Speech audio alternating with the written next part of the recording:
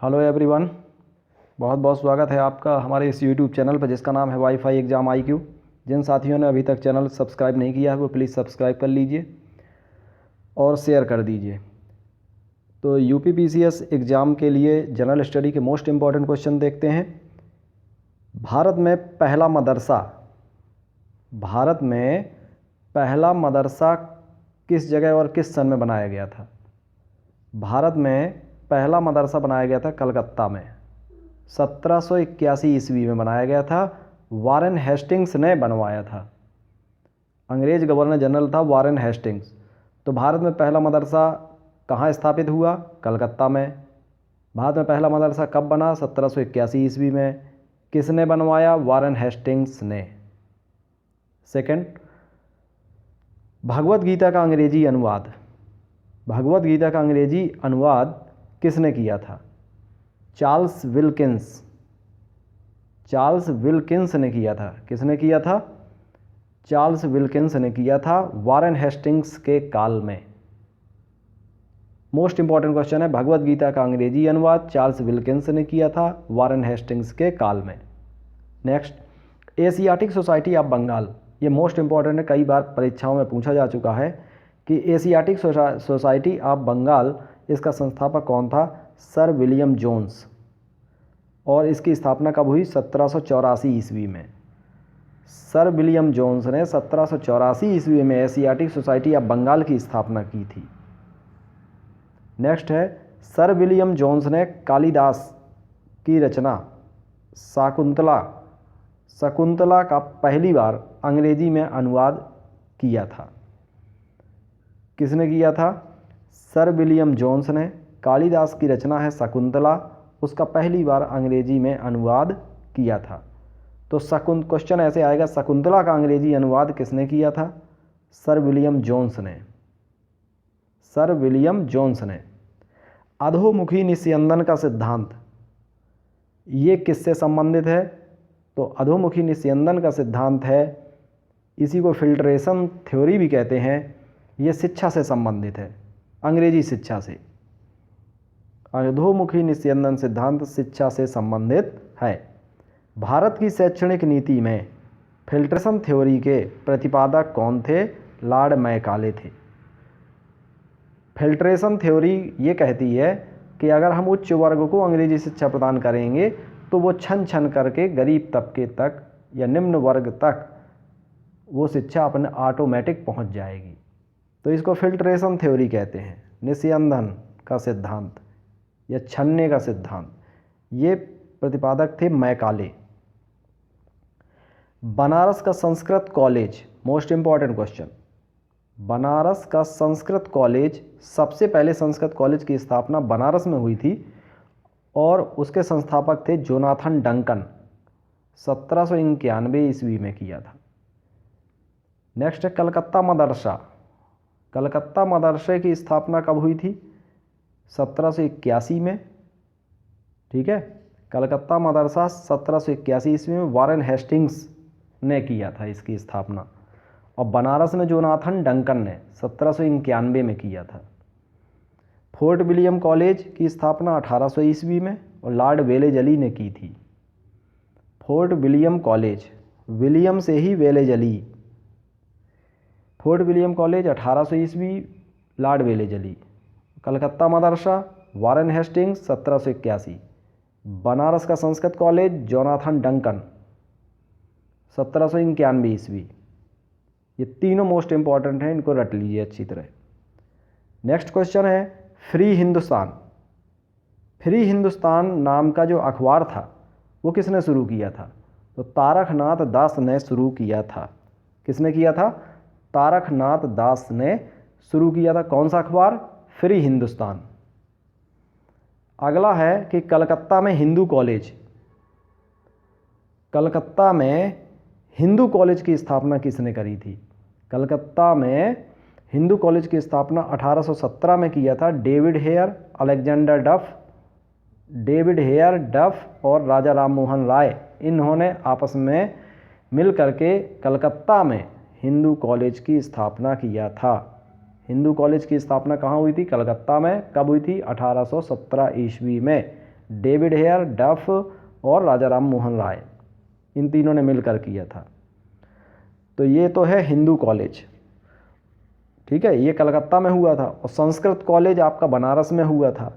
और कलकत्ता में मदरसा ये वारेन हेस्टिंग्स ने किया था, ठीक है। हिंदू कॉलेज है तो राजा राम मोहन राय तो होंगे ही, और राजा राम मोहन राय के साथ दो सहयोगी हो गए, डफ और डेविड हेयर, याद रखिएगा।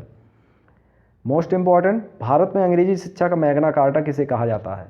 तो ये चार्ल्स वुड डिस्पैच 1854 ईस्वी को कहा जाता है। चार्ल्स वुड डिस्पैच कब आया था? 1854 ईस्वी में।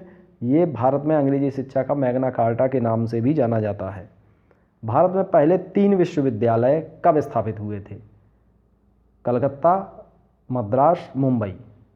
ये हुए थे 1857 ईस्वी में स्थापित हुए थे। 1857 ईस्वी में स्थापित हुए थे। बम्बई में प्रथम महिला विश्वविद्यालय की स्थापना किसने की थी?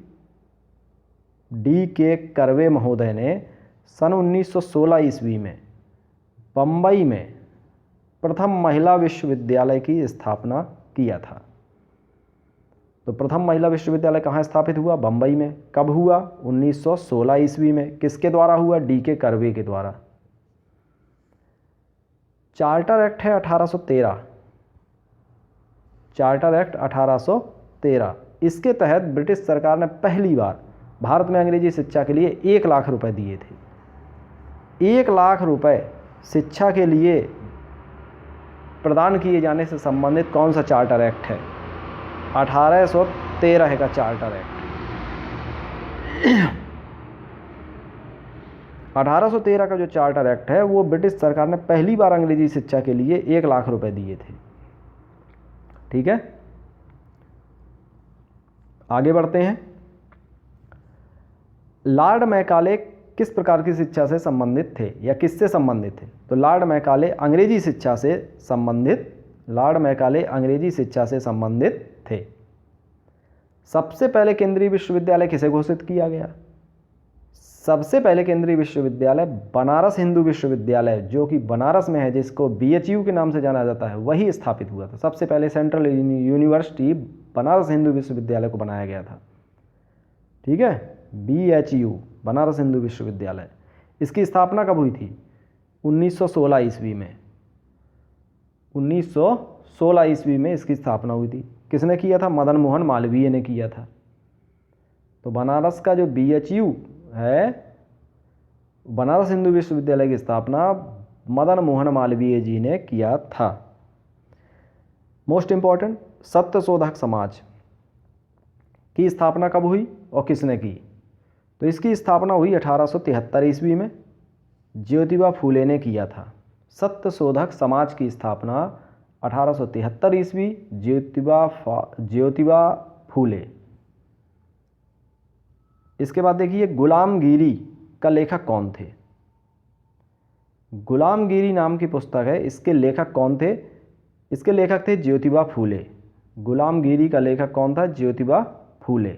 मोस्ट इंपॉर्टेंट, सत्यशोधक समाज का मुख्य कार्यक्रम क्या था? इनका मुख्य एम क्या था, उद्देश्य क्या था? पिछड़े वर्गों का उत्थान करना, क्योंकि पिछड़े वर्ग से रिलेटेड थे ज्योतिबा फूले।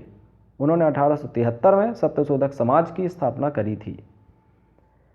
मोस्ट इंपॉर्टेंट है, भारतीय राष्ट्रीय कांग्रेस की प्रथम महिला अध्यक्ष कौन थी? Annie Besant. कौन थी? प्रथम महिला अध्यक्ष एनी बेसेंट थी। और प्रथम भारतीय महिला अध्यक्ष कौन थी? वो थी सरोजनी नायडू। कौन थी? सरोजनी नायडू। तो जब आपसे प्रथम महिला अध्यक्ष पूछा जाए तो एनी बेसेंट, और जब प्रथम भारतीय महिला अध्यक्ष पूछा जाए तो सरोजनी नायडू।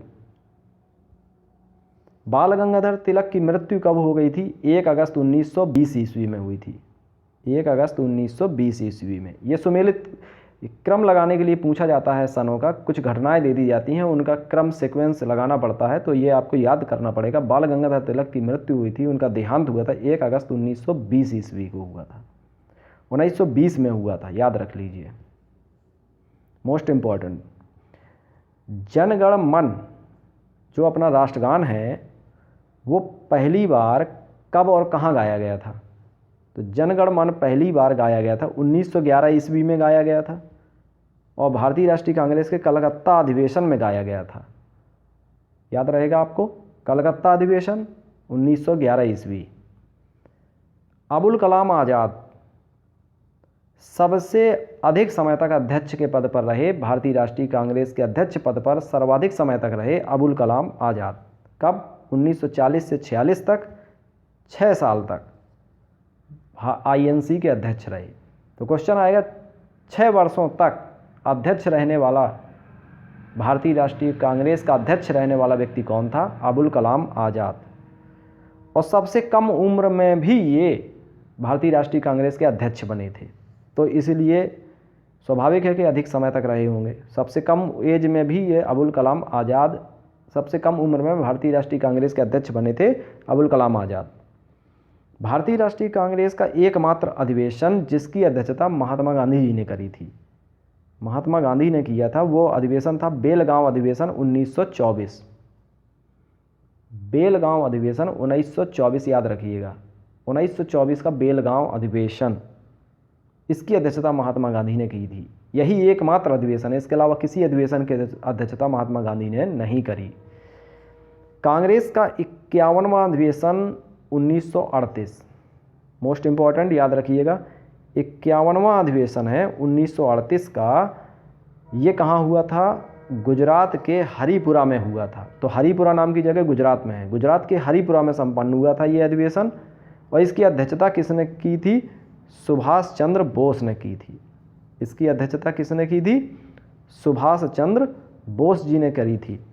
तो क्वेश्चन आता है कि 1938 का जो अधिवेशन है वो कहाँ हुआ? गुजरात के हरिपुरा में हुआ। या ये पूछा जाए हरिपुरा अधिवेशन कब हुआ? 1938 में हुआ। और इसकी अध्यक्षता किसने की थी? सुभाष चंद्र बोस ने की थी। ये किस नंबर का था? 51वां अधिवेशन 1938। सबसे कम आयु में कांग्रेस का अध्यक्ष बनने वाला व्यक्ति अबुल कलाम आज़ाद था, अबुल कलाम आज़ाद थे। मोस्ट इम्पॉर्टेंट क्वेश्चन है कि बाल गंगाधर तिलक ने कांग्रेस पर अनुनय विनय विरोध की राजनीति का दोष लगाया था। मोस्ट इम्पॉर्टेंट, तिलक। और अभी मैं बता भी चुका हूं कि तिलक की मृत्यु भी हुई थी 1 अगस्त 1920 ईस्वी को। तो ये बाल गंगाधर तिलक जी ने कांग्रेस पर अनुनय विनय और विरोध की राजनीति का दोष लगाया था। उन्होंने कहा था कि कांग्रेस अनुनय विनय और विरोध की राजनीति करती है। तो ये दोष किसने लगाया था?